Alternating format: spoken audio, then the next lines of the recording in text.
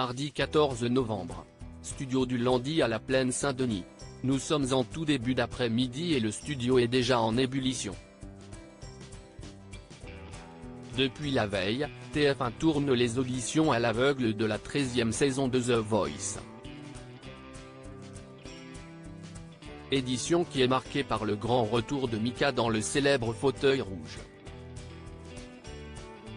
Hormis un rapide passage en tant que super coach l'an dernier et la version All-Star du programme, ce n'était pas arrivé depuis 2019.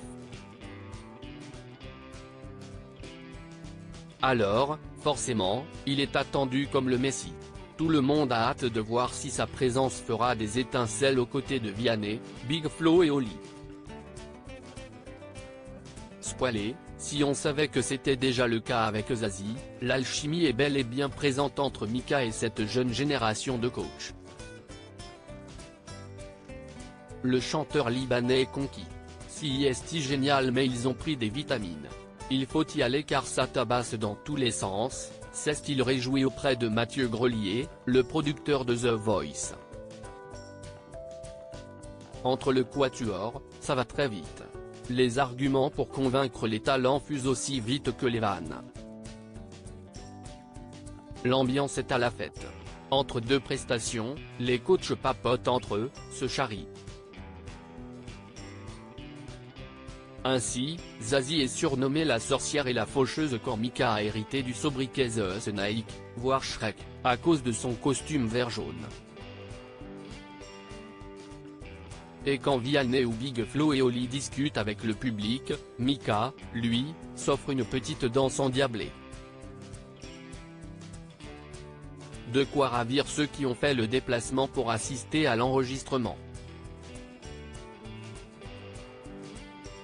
D'autant que celui-ci peut être long. Surtout quand il est perturbé par des couacs techniques. Le tournage de The Voice interrompu, Vianney, Big Flo et Oli poussent la chansonnette en fin d'après-midi, le tournage est interrompu pendant une bonne demi-heure. En cause, le fauteuil de Mika ne se retourne plus correctement.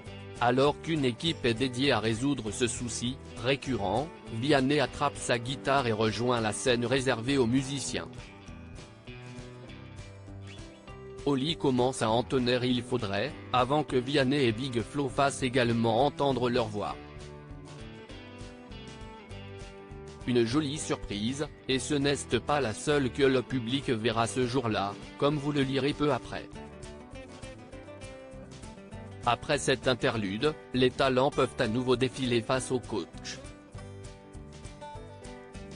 Sur cette session, nous avons assisté à 18 auditions, au total, 105 candidats tenteront leur chance face à ce quatuor, parmi les 58 000 candidatures reçues cette saison, soit le record depuis l'existence de l'émission.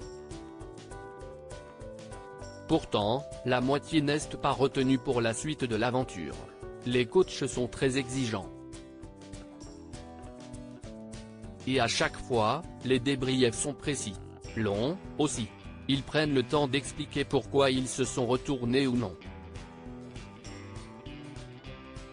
S'ils sont bienveillants et prodiguent des conseils, ils n'ont pas peur pour autant de dire les choses. Tu es à The Voice mais tu as trop chanté. Si tu en faisais moins, tu aurais plus d'impact, conseille par exemple Mika à un talent qui n'a pas été sélectionné. Ils ne sont pas langue de bois, insiste Mathieu Grelier, et tant pis si ça rallonge la durée des tournages. Leur générosité fait mouche.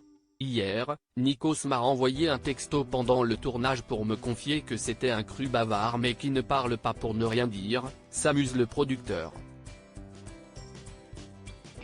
Camille Delouche fait ses premiers pas dans The Voice 2024, vous êtes inconscient. L'autre grande surprise de cette édition 2024, si est-il arrivé de Camille Delouche. À quelques pas de la scène, juste en dessous de gradins remplis de public, une voix résonne. Camille Delouche commente chacune des prestations des talents. Et pour cause, elle a été choisie par TF1 et la production pour incarner The Voice, comme Bach. Si les coachs ne se retournent pas sur un talent, Camille Delouche aura la possibilité de lui donner une seconde chance. Elle devra en effet composer une équipe de 8 candidats, 6 issus des auditions à l'aveugle et 2 des Cross Battles, qui s'affronteront ensuite au cours d'une compétition parallèle diffusée sur TF1+. Le vainqueur de ces mini-battles réintégrera The Voice en demi-finale. Ce mardi, Camille Delouche n'a pu laisser un talent repartir bredouille. Un jeune homme qui avait déjà participé à The Voice Kids a tenté sa chance dans la version adulte mais sans convaincre Big Flo et Oli, Vianney, Mika ou Zazie. Camille Delouche, elle, a été sensible à sa voix et à son interprétation. Ni une ni deux, elle a donc débarqué sur le plateau. « Vous êtes complètement inconscient », a-t-elle lâché à ses confrères, avant de vanter les mérites de son talent.